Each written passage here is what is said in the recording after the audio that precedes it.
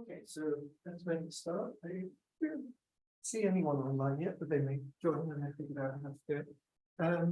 It's my very great pleasure to welcome Andy Adler from Carleton in Ottawa, Canada. Andy's my long-term collaborator on things EIT and co-conspirator in the IDORS code that's fairly widely used it. And well, you know, I think we're both up looking for other challenges. So, I'm drawing convinced for our world of rich tomography, although he's already thoroughly non-linear, I guess, with the anyway, I'm not going to be a very mathematical talk. It's more software and computing, which is great. Correct answers. Who needs them? A story of numerical computing. Okay. Thank you. I am using this as an excuse to put together some thoughts that I've had for a while. They aren't very mathematical, although I think it's hinted by this issue of correct answers and my concerns of, well, as we see numerical computing be used more and more and its application. So I'll be going on over a bunch of topics. Then I've kind of enjoyed putting this together because it's allowed me to collect some of my thoughts. I do have 3 equations in the set of talks. One is taken from a shopping bag that I took off a vendor website, which had an equation on it. So it's not going to be very math heavy. Kelvin has deep insights, of course. Good. A true or false test. At last, some clarity. Every sentence either true, sweet, pure truth, or a vile, contemptible lie. One or the other, nothing in between. So that's his approach. Okay, that is an approach to get answers to your numerical questions. But of course, what I like about this is it actually illustrates 2 important points. Is we can get the correct answer and not know how we got it. You may have marked a student's exam where they suddenly put the right answer there with no justification.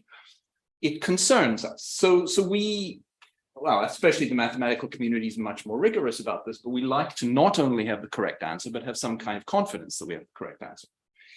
This is a deep philosophical question.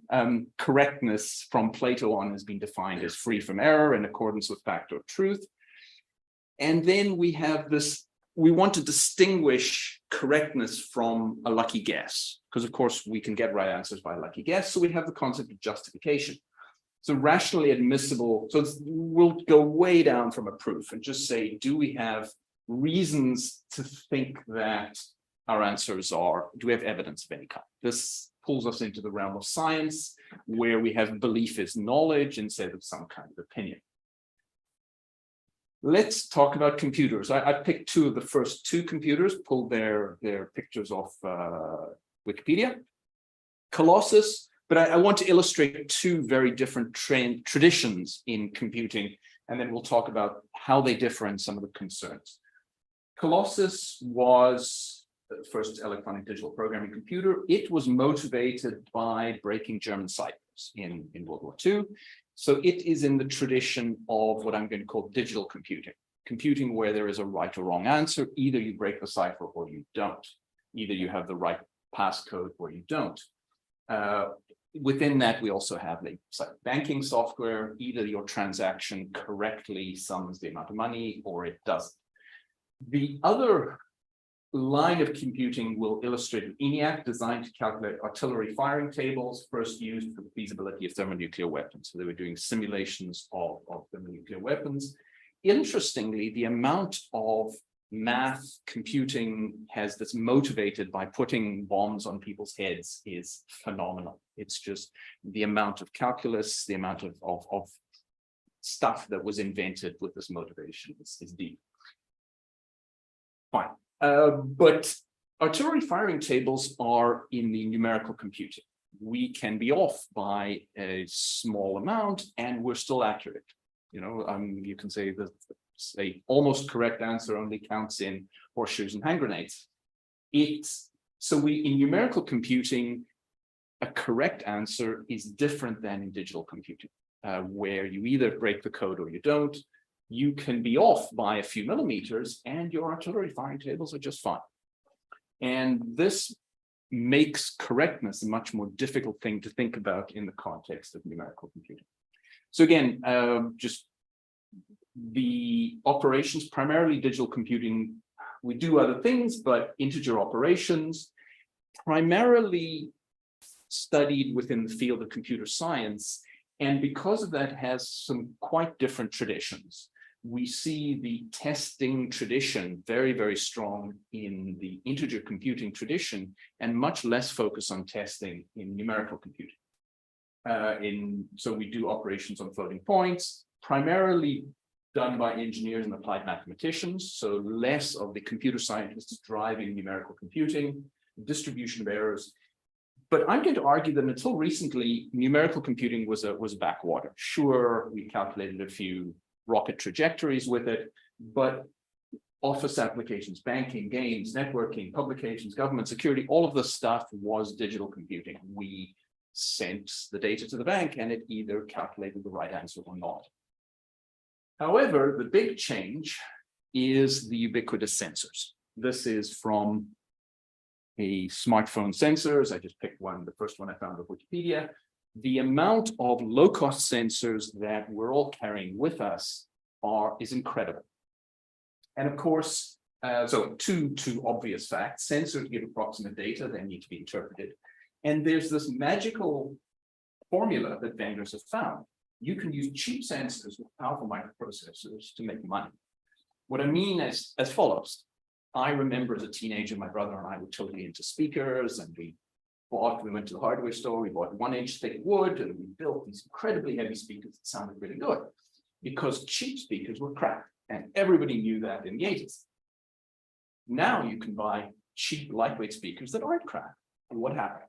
Was this new physics of speakers that prevented vibration modes?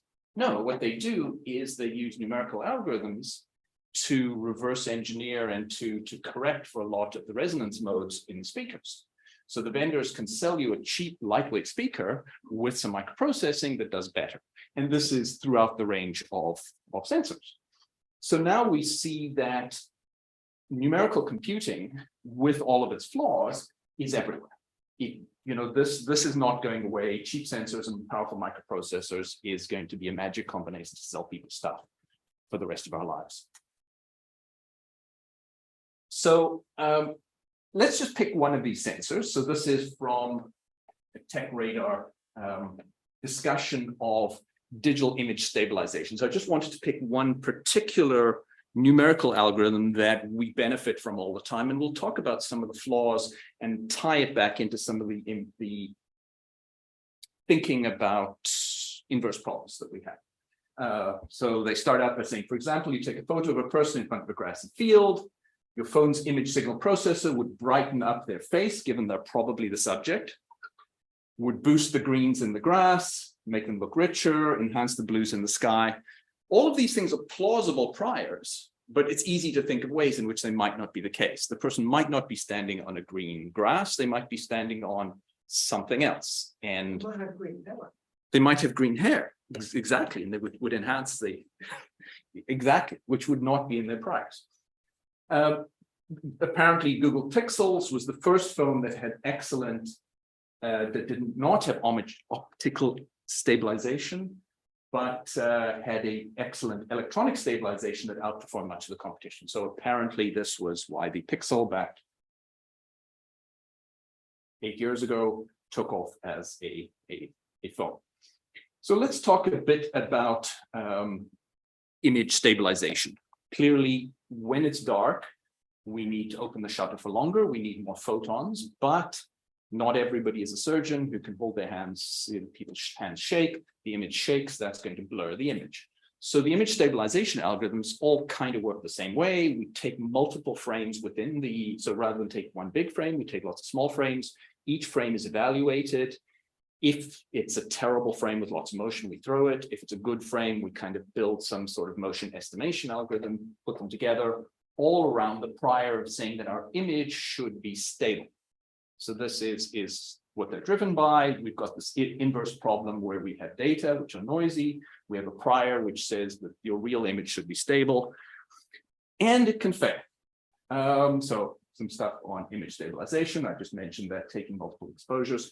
Here's an example from expertphotography.com. Trying to be really diligent about citing all my sources here. And it's got some weird stuff in the background. So this user panned the camera. It's a photo taken at night, so we have very low light. They panned the camera to follow a moving cyclist.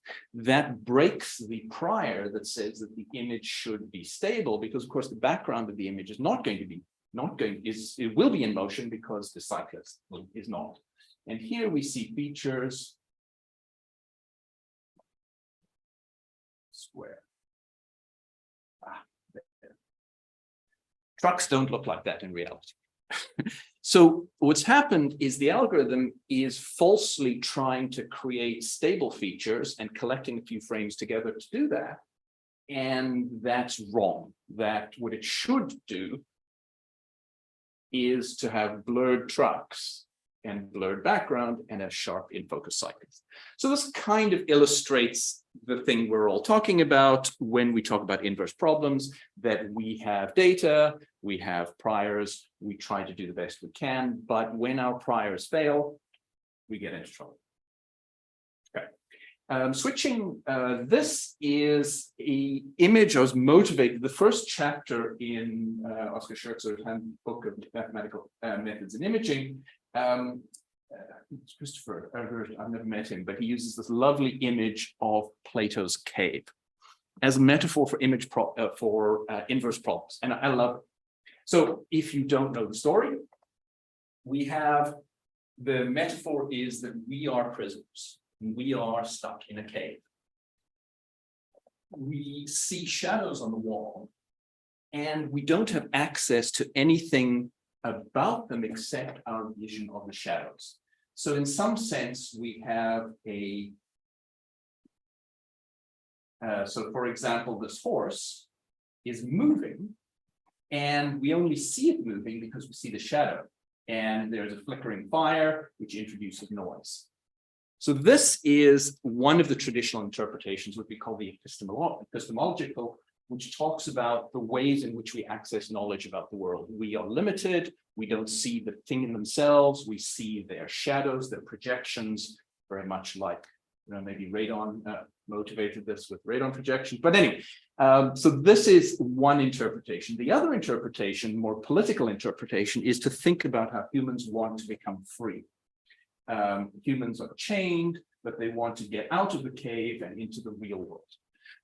The interesting tie is that, of course, dictatorial regimes spend a lot of time trying to prevent people from having access to truth. So there is a kind of tie between the two interpretations. But let's just focus on the inverse problem thoughts about our access to raw data. What's nice about this analogy is it has all of the issues that, it illustrates all of the issues that we're worried about here. We have sensitivity, noise, the flickering fire is introducing noise. We also have this concept of the null space. So for example, if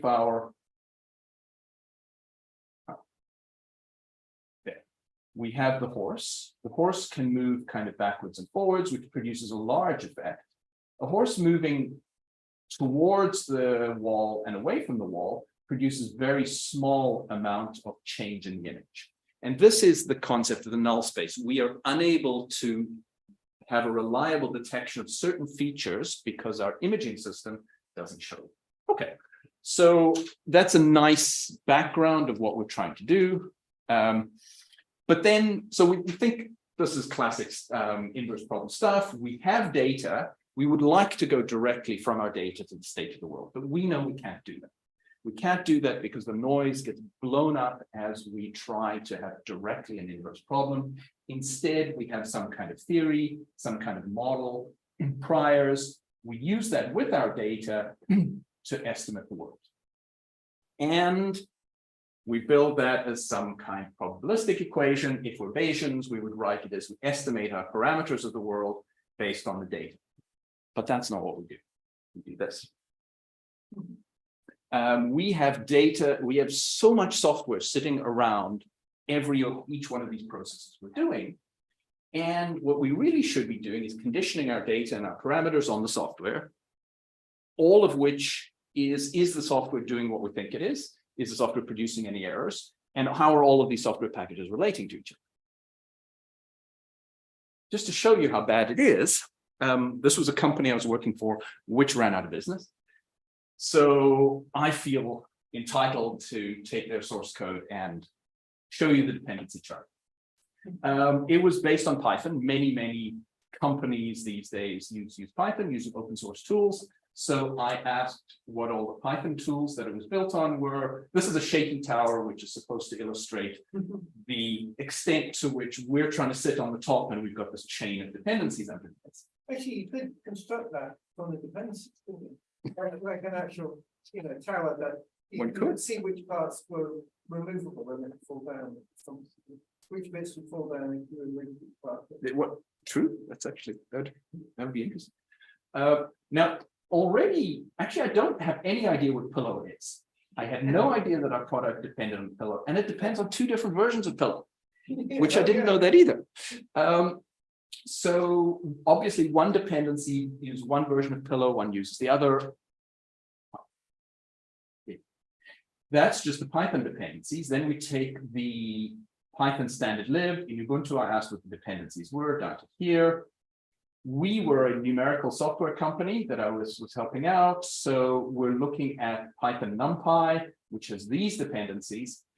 And it just illustrated it's quite big, lots and lots of pieces. This is a very ancient piece of code. I want to illustrate kind of a really old package, and then I'll illustrate the IDORS package. It's kind of a more modern open source component. BLAS is basic linear algebra subprograms. So these are Fortran code that does matrix multiplication, matrix vector multiplication, transposes, etc. And Atlas is a early 2000s package that tries to make BLAS efficient by tuning it. So what you imagine is you have a cache size on your processor. Now, if you're doing matrix multiplication, you can chop it up into blocks and multiply the blocks and then reassemble them at the end. And if you choose the block sizes just right, then they will match your cache size on the processor, and then you do a lot less back and forth to memory. So that's the basic idea behind Atlas. And if you compile Atlas, it runs for like 24 hours and overheats your processor, but it tries every possible block size decomposition of your matrices and finds the ones that are the most efficient to fit in your cache. So some basic pieces. Generally, nobody will rerun the Atlas compiler by themselves, but it's just some nice pieces that one sits on, but also things one's assuming work. Okay, and then just talking. So all of this is open source software, but it's amazingly omnipresent so every company I've worked with that's been building medical devices uses lots and lots of open source components. They like it because it's free. But I also think that gives the academic community a huge amount of power we don't realize we have to influence the way the world works by the way we embed our ideas into software. This is just an example. The JPEG image quality number, 0 to 100. Many people think it was defined by the standard, but it wasn't. It was defined by the AGG group when they wrote their first software in 1991, which everybody uses. And that had a 0 to 100 quality parameter in it, which has become the de facto standard. This is BLAS. BLAS is a basic linear algebra subprograms. I just took some stuff from the early version of their website. But what I want to illustrate is they released their code in Fortran. Just an aside. Oh, why do people still use Fortran code? It's old, it's bad, it's bad, it's bad. Yes. However, Fortran treats complex numbers as first-class entities. Name me a language that they say, oh, use this for your numerical computations, but we kind of treat complex numbers as these, weird entities that are kind of bolted on as, that's okay, fine, but that's not a numericals language. It's complex numbers are serious. Anyway, but okay, the point I wanted to make here was that they take this. more than half of the software in their release is test code. And this isn't really complicated stuff. This is matrix multiplication. And they took the seriousness, but of course, their funding model, they were funded by NASA, they were funded by, had a lot of military funding and these kind of things. So they took a certain attitude towards correctness, which became deeply embedded in their code. So let's pick, this is Bill and my project, idoors.org. This is the web page. Just a few things to illustrate that I think we got right. I'm not going to argue our old style web look is whatever it is, what it is. We like almost all packages now. So here we have requirements of some other open source software. This is pretty common. And the other thing that's super important is building a community. So we have a mailing list. I don't think mailing lists are any longer the right way to go. Discord service, there's a whole bunch of things that are better. The reason why I don't think mailing lists are good is because I don't think people are good at asking questions. Because what I expect, typically the question is, okay, so what problem are you trying to solve? Somebody will ask a question like, how can you get function x22 to, do a mesh of this thing? Okay, but what problem are you trying to solve? Well, the problem I'm trying to solve is how to use this function to do this. Well, but maybe, maybe you shouldn't be solving that problem. Maybe there's a completely other function that does it better. Maybe something, take a few steps back. Anyway, but building a community is super important. And there are many ways to do it. And so those are some of the issues around it. Another aspect is tutorials. People don't read. There's this great quote about university administrators: deans don't read, but they sure can count. So, when you make proposals. Anyway, whatever. Going back to open source, we correctly put a lot of effort into building tutorials. So if you run this code, you get this picture. That's very satisfying for a new user. Okay, hey, wow, that picture's pretty. I've got something. So what they'll do is, rather than looking at, trying to build something from the ground up, they'll find a tutorial that's vaguely similar to what they want to do. They'll use it, and then they'll start modifying from there. I know that I do that when I use any other package, so can't blame people. Interestingly, I think people sure, it takes time to build these things, but one underestimates how useful it is for the authors, because sometimes I'll be looking for, how do you do something? Type it in and go, oh, wait a minute. I answered somebody's question 5 years ago on how to do exactly that. So I'll just start with the answer I gave to their question and do the exact same thing. Oh, well, that kind of does. I'll just modify it from there. I also sometimes find old code. I'm going, who the heck wrote this? Oh, yeah, I did. That was stupid. It's badly written. Why would anybody do it that way? Okay. Oh, I did have another picture somewhere. Got sucked out of the. Okay, whatever. I had a nice picture of. Hey, maybe it comes. Either the slide's lost, or I thought it was next, but it's not. Okay, just as an example, since this is nonlinear tomography, here is a example, well, that's related to this nonlinear tomography and combining things that I did recently. I was talking to a group who's interested in acousto-electric tomography. So here we send an ultrasound pulse. The ultrasound pulse compresses some regions. By compressing them, increases the conductivity, expands other regions, decreases the conductivity, and that can be measured. Now, a wonderful thing you can do with open source software is take two separate packages, stuff them together, and get a quick simulation into what's going on. So here, one can sort of see, it's probably the ultrasound pulse. Oh, yeah, it came through. Okay, let's try that again.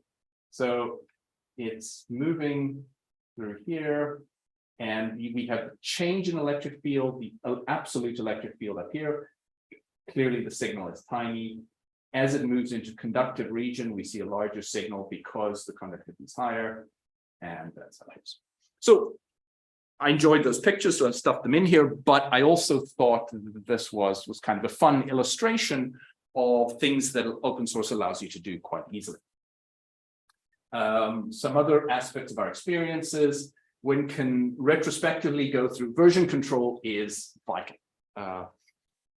It's especially over long when somebody says, I was using your code in 2017 and this worked, but it doesn't anymore, then what you can do is take the versions and do a bisection search. So take a version from here, see if it has the bug.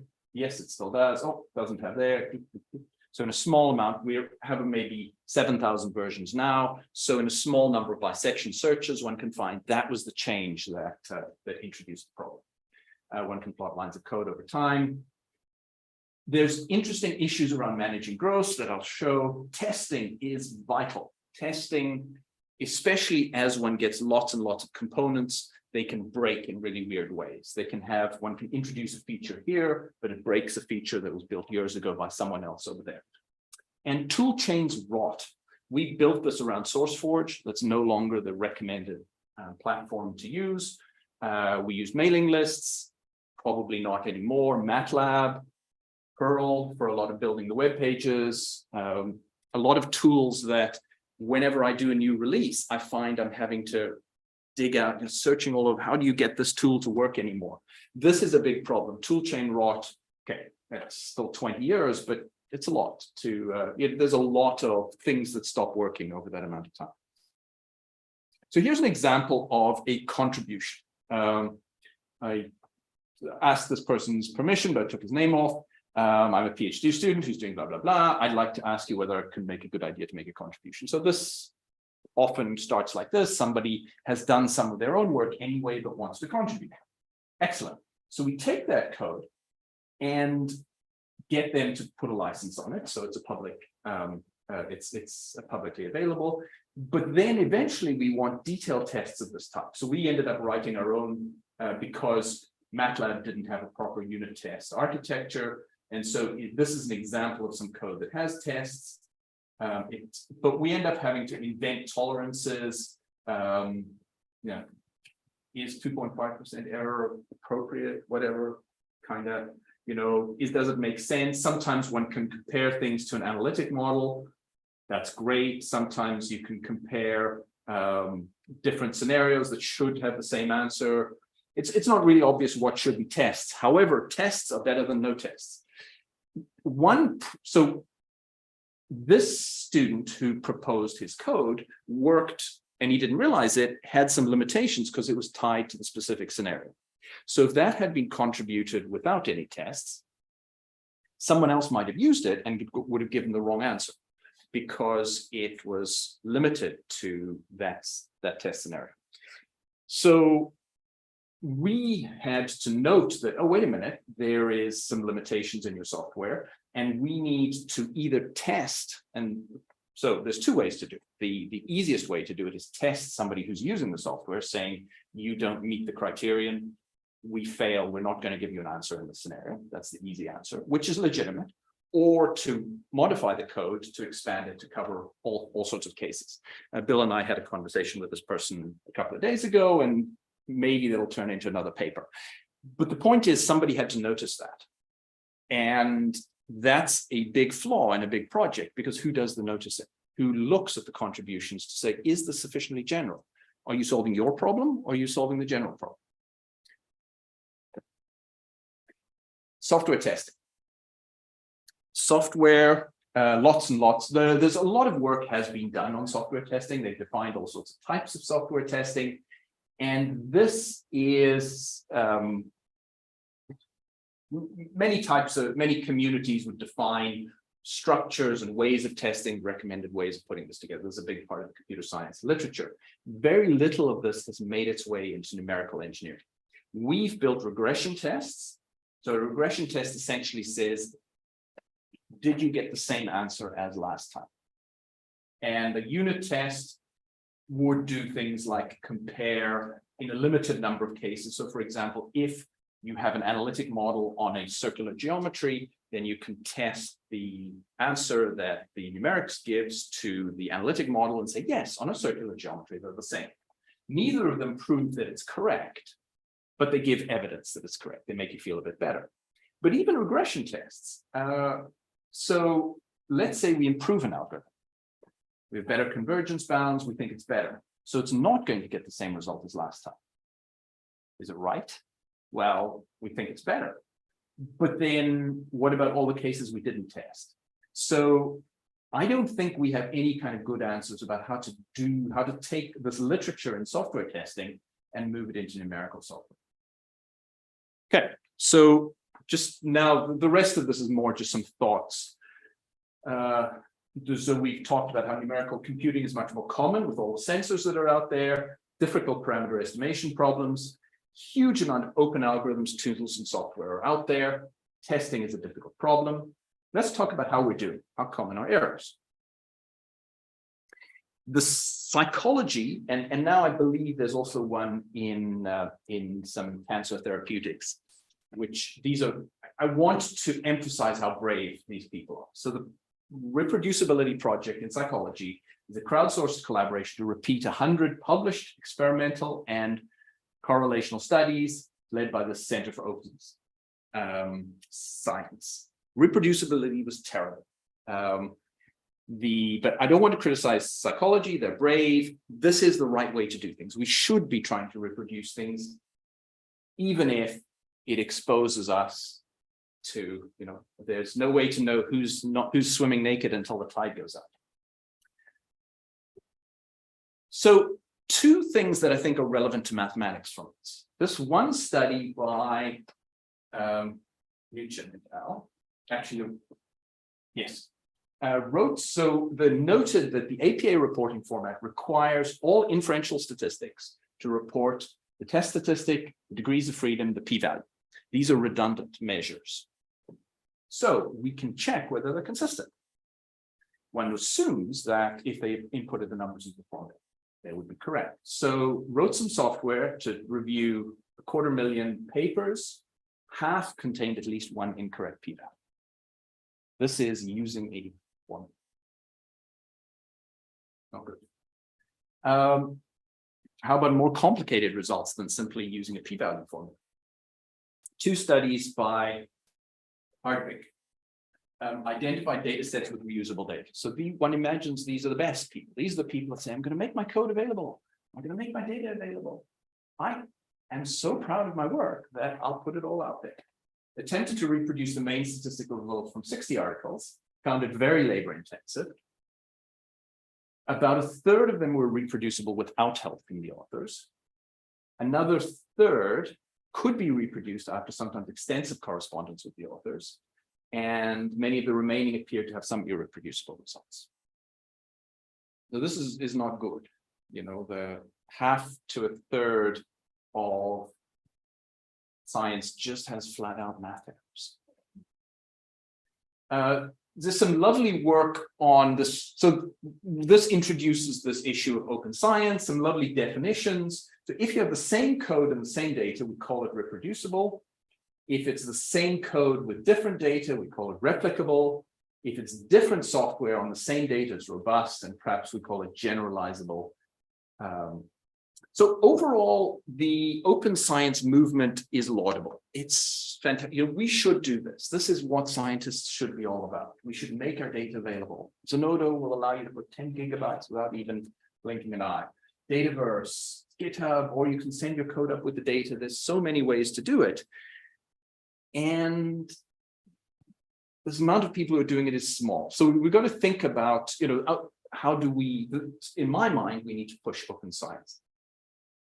Summary so far, so we've talked about numerical data, just some thoughts about what does this mean for data, users, and science.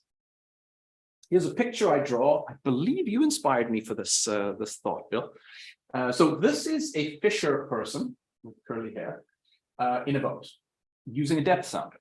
And what a depth sounder allows you to do is get time of flight measurements from where your boat is to the bottom of the lake.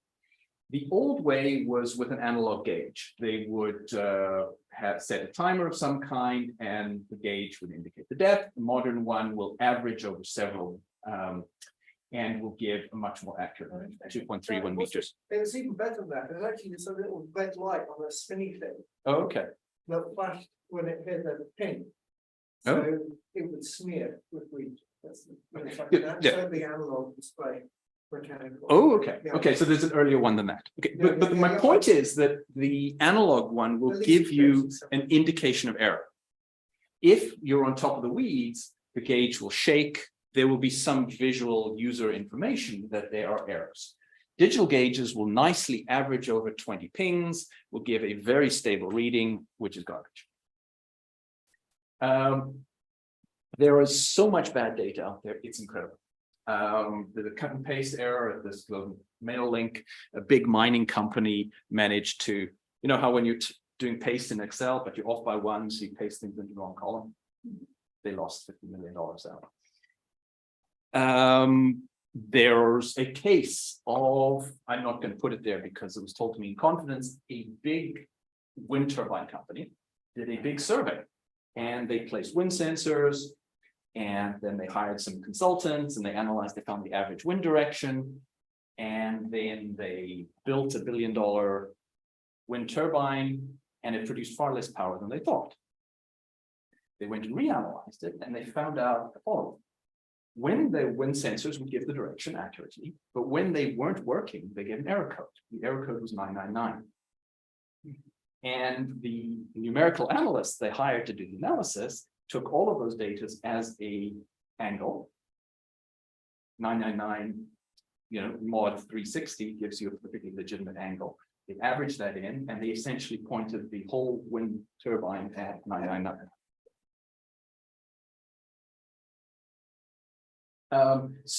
But how would one even think about writing a Bayesian estimator over, are people stupid enough to interpret error codes as angles? I don't know how to do that. So here's a problem is, we see a pretty picture, we see a lovely measurement, but is it valid? And issues about, again, another issue talking to the user, so I just picked this off the web somewhere. So it's nice, of course, Google's telling you about their prior. Whoa. That this is the usual traffic. But is that an estimate for me? The phone knows about me, knows the way I drive, perhaps. Or is it making an estimate for the general person? And without that knowledge, it's just uninterpretable. Because who's it for? And so I think this aspect of even once you have a numerical algorithm and you make an analysis, then how do you communicate with the user in order to give them information about the priors that they need to use to know what to do with those results? And, of course, it might be less serious in smartphone camera, or, you might arrive at your meeting a bit late, but it's a little more serious if you've got an intracardiac defibrillator, a little more serious if you've got a self-driving car, an autonomous kill drone, and we start caring about the results. And then go back to on open science. Is the answer correct? How do you know? Of course, reproducibility is the sine qua non of science. If we can't reproduce, then are we doing science at all? Issues are incentives. Why? Why should I, the young, hardworking researcher, put all my effort into having pristine Git history so I can post it? Is that going to change my funding? Is that going to change the tenure decision? How do we make that part of the incentive structure? Perfectionism. Professors have a horrendous perfectionism problem. And everybody feels, I'll do the right thing later. Hard to use tools. So this is a quote from the Git haters guy. Your mindset should be, Git hates you. Git is really looking forward to destroying your code. Git is hoping it'll let you destroy others people's code. Git is a hard to use tool. There's a rotting of tools and links. There's a culture and a training around how to use software. Okay, road goes on. Of course, ML and AI has all these challenges on steroids. There's attitudes out there like move fast and break things, which I don't want to criticize. I mean, moving fast is great. We're introducing all these exciting cameras and features which make pretty pictures.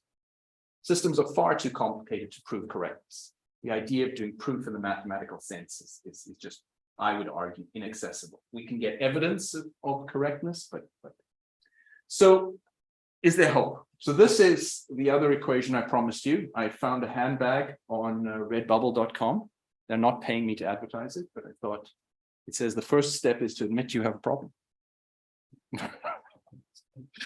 That's a very serious equation.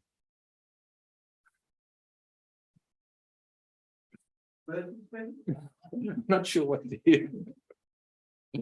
Anyway, so for industry, is there hope? Well, industry, I'm talking to an academic audience. Industry are big users of tooling and methodologies from open source, from academia. And I think we don't realize quite what power we have to influence for the better the industry. I guess mostly, as I thought about this, my advice is for universities, grant agencies, people that set policy. Things like the reproducibility project need to be supported. It's too easy to start criticizing psychology. Hey, you guys have bad reproducibility numbers. And we didn't do any reproducibility analysis. So our reproducibility is unknown. We have to reward open source and open science contributions. Maybe we could start out just having a place in your CV where you can say, I made these open contributions. I get to brag about it. The field of research software, and it's extremely difficult to get funding to build tools, to build them maybe, but to improve them. So for example, going on my Git hate, there's a nice piece of work out of MIT, I think, called Gitless, that uses the Git backend, all of the Git infrastructure, and builds some better tools on top of it. I tried to use them and they're 90% there. So I stopped. And that's terrible because, here we have a huge problem. Millions of people are using this terrible tool. You can see where my feelings are, but it doesn't matter. Millions of people are using super hard to use tool, spending hours and days of their life working around challenges that somebody started to solve but didn't completely solve. And for the pure reason that you can't get funding to finish these things, to make them the quality you need for people around the world to use them. And so we need some research software engineering, and we need some funds to help finish these things to make them accessible. And I don't know how to publish that, and I have no clue how one, because taking a tool that, making some nice tutorials and that stuff. Research, perfect is the enemy of the good. The second best time is, so there's this thing, the best time to start is 10 years ago, and the second best time to start is today. It's kind of a motivational thing that, so here my link is to the Turing Way Handbook to Reproducible Ethical Collaborative Data Science. There's lots of guides out there on how to do this. But perhaps the motivation that I would say to a young researcher is, A, the most common reader of your code is you. If you've put it out there, then Google will find it for you. If you stuck it on some hard drive that is on a computer you used 4 years ago, you might be able to find it, maybe not. And your students will be able to find it. And if you want others to use your ideas and cite your papers, people use open code, people use open algorithms. And in many cases, people have assumed that one of my ideas, it must be the best way to approach that problem. Well, probably not. But mine's easy to use because it's a tutorial and you just download the tutorial. Somebody else, you actually have to read their paper. Okay. So this is my thoughts of what rich and nonlinear tomography might be, and I'm open to questions. Thank you.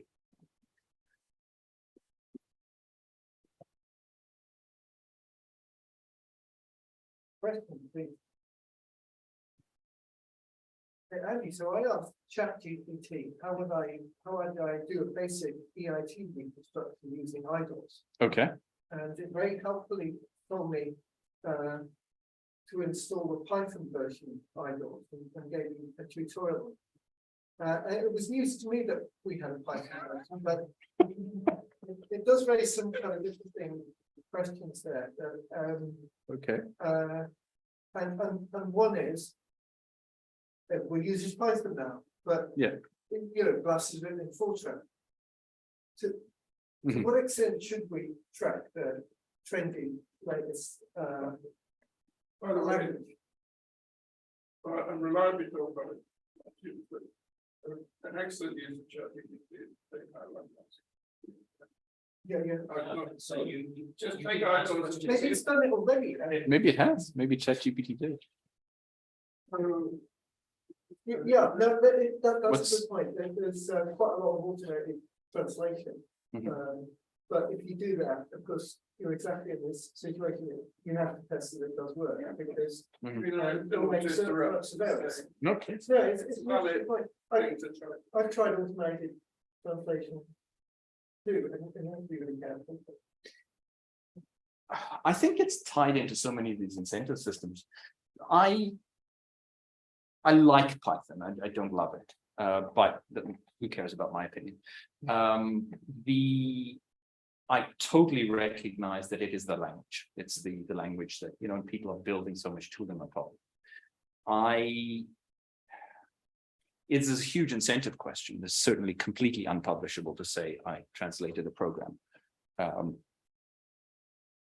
And then, as an old guy, I'm good at some tools.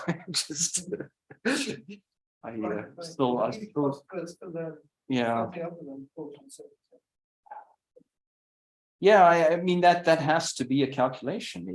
Am I, in the years I have left, is my estimated productivity better after learning some new tools or not? And I think that's a legitimate calculation to make. That I wouldn't want to tell people not to very brutally assess whether they should learn a new tool or not in terms of what they can do with it. On that note, should people learn to get? Yes. Yes. I like it. I like it. Should they wait for something else? Okay, my reason why test is strong, but Git solves the version control problem isn't really a software problem. It's a human problem. It's grabbing my students and saying, you haven't checked in anything for a month. You know, when you check in something, it'll be 400 lines of code. And then when something changed, I have to, you know, whereas if you check in something 50 times, each time is 2 lines of code, then if there was an error, we can find it. And so any system that makes it easy to check in a lot solves the human problem, which is the hard problem. Git avoids solving the human problem, and it provides a whole lot of tooling that makes Linus Torvalds easy to, you know, so it makes the maintainer's job easy at the expense of, in my opinion is, so I've worked on too many projects, both academic and in industry, where somebody makes a mistake with Git, screws up everything for everybody, feels so ashamed that they just avoid checking things in until the manager comes and tells them, thou shalt, you know, I'm going to stand over your shoulder and watch you commit now. That said, it's state of the art. It's like the QWERTY keyboard. It's a crap keyboard, but you know, students have to learn it. Right? It's what's being used these days. That's why. So, but it's also designed for multiple users from the ground up, unlike SVN, which is harder to use for multiple users. So now, I disagree. It's SVN's over. I mean, I like it. I liked it a lot. It worked. Whatever. But it doesn't. I mean, talking about tools that it's like, would Betamax have been a good VHS player? You know, it doesn't matter. It wasn't. It's not a debate worth having. Yeah, I like you mentioned about checking again the old stuff. It's basically what people still do, right? I mean, we try to improve something. And then they're checking with the old version, and then they're really there's something off with it doesn't happen. Yes. And I realized that it's a really big problem because you have lots of software around. Like, so I was actually dealing with some, you know, climate research software, which is hugely complex. But if you're looking inside it, there's a lot of very, very old mathematics and very old numerics in there. And if you change something, like put in some new algorithms for evaluating PDEs or whatever, then they realize something totally different comes out. Then no, you don't want to have that. That actually changes everything. So there must be something totally wrong. But this is an attitude which is maybe not in mathematics, but in the applied sciences, very widely, that people really have. And I don't know how to deal with it. This is a serious problem. I've heard other people talk about the big climate, sort of big meteorology projects. And I'm not going to think that cool. I really don't. I'm sure it's horrendously big. The only path forward would be to perhaps get people to agree on tests. And then again, with the attitude of, the second best time to start is today. It's, we can write a few tests and we can agree on what they are. And then we can, that gives, without tests, you can't change anything. It's the witch is sitting there saying 4 toads, eggs, and 16 shrimps. And can you change the right? I have to say these magic words at this time. Well, maybe which you could do that magic brew differently, but no, you have no knowledge. But if there's test outcomes, this must be able to give people magic powers or something. Then once we agree on the test outcomes, we can modify the risk. But if there's no testing, that can't be. Maybe it's not the right analogy. The climate people would feel angry at me comparing to witches. You have like you make I don't know. You can measure something that is nice, but if you want to do something that will happen in 10,000 years, then it's very complicated. Well, yes, that's. Yeah, how do we? But you can have independent implementation. I mean, that's kind of an interesting point. That if there are different groups that have implemented a climate model completely independently, and they agree, then at least that gives some confidence that there wasn't this. And sometimes companies do that. They set competing groups of to resolve the problem numerically and don't put them in touch with each other. And then they compare the results at the end. So I don't know. It's like the reason they do that though is when it's very mission critical for them to have it. They've got some release state, they have to have it working. They can afford to completely parallel rather than having collaborate. So it's not a model. The big difference between software and this things like nuclear reactors. Chips and things that have a life. Mhm. Mhm. Something jumping right here on that. Right. Program just very, very well. And it's really true. It is, and it also rots. I mean, the tool chains we try to use, trying to. Well,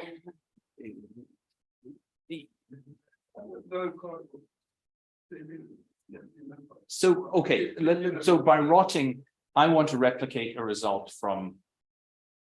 Somebody says, "Oh, you've measured, so you published this paper in 2005, and I'm really excited about that.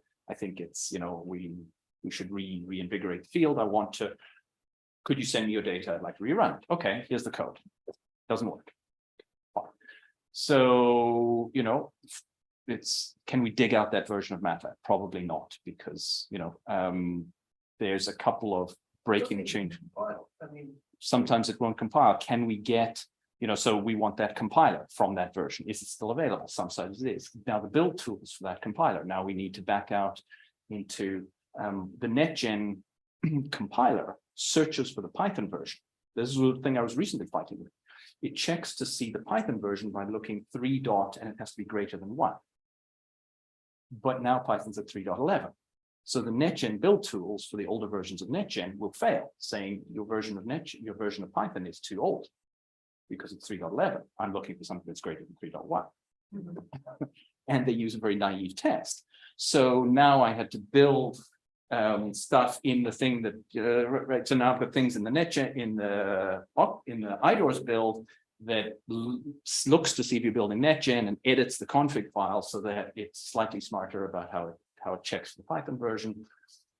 This is what I mean by tool rot. It's solvable, but that's a day gone right there for somebody who's reasonably experienced to build an old tool, to rerun some old code.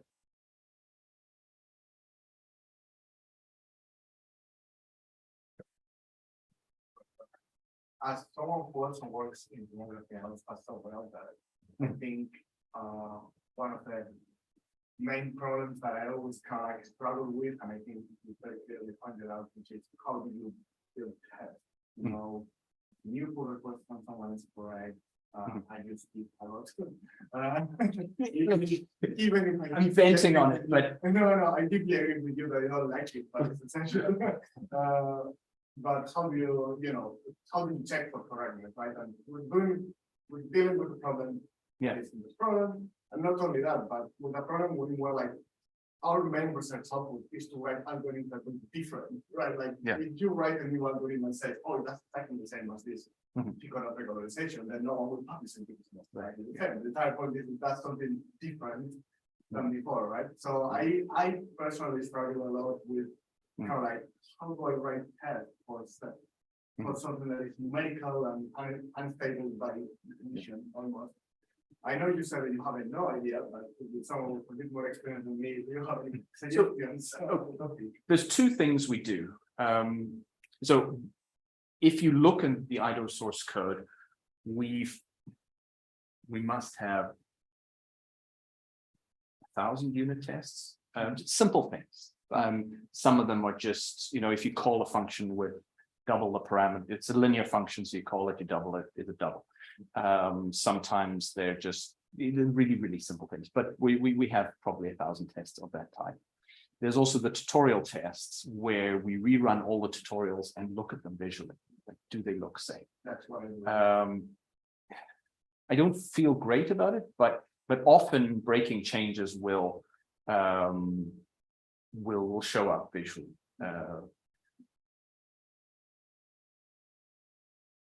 Yeah, so I would say we're not doing anything better, we're just doing quite a lot of it. So we probably have, maybe 300 tutorial tests. Sure, okay. Yeah. On the other hand, maybe there's a research program or some thinking right there about how to, because there's an extensive literature on testing software and very little on the problems specific to numerical software and how to get a good sense of, because the answers aren't stable. A crypto algorithm is hard to write perhaps, but easy to test. Well, unmatched fact projectors would be a good one for probably written unmatched fact projectors, right? So in other words, the algorithm needs the adjoint of a linear operator, but there's something that's only approximately the adjoint that is much faster to calculate. Right. Well, that will work on a certain range of circumstances. And if you try hard, you can break it. To construct something that will make it ready. So that's a kind of interesting type of error because you need to be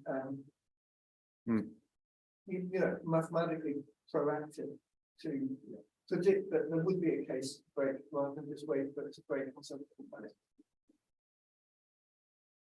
Considering that there was somewhere throwing AI in these products, so then you don't even know what is doing. You could break it, right? I mean, not wanting to be down on AI, it's got lots of promise, but all of these problems are far more severe. Just okay, it's the right result, but what? Okay, well, thank you very much. Thanks for allowing me a chance to play on these ideas.